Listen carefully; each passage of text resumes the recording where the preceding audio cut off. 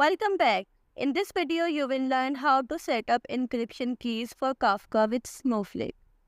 By the end of this video, you would have learned how to create and set a 2048-bit RSA private key, how to create a 2048-bit RSA public key, and how to assign RSA public key to a particular user in Snowflake. For the private key, go to your browser and open the link. This one, it is going to give you an option for the key size. From the option, select 2048-bit, and then here you can generate the private key and the public key. So the private key that I have created, I'll copy this, and in the private key here, I am going to paste all of this.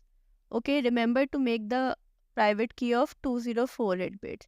Now, after pasting the key, you have to add a backslash after each of the row until the second last row.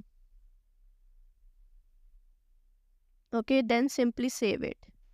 Now we will set up the public key.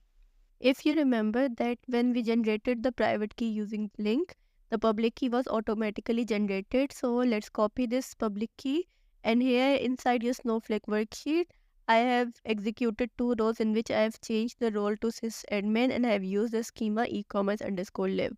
Now I am going to alter the user.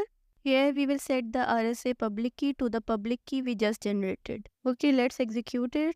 And you can see that RSA key is set. Now I am going to describe this user to see whether the RSA public key has actually been set for this user or not. Here you can see different parameters for the user, and in the RSA public key, you can see that this public key has been set.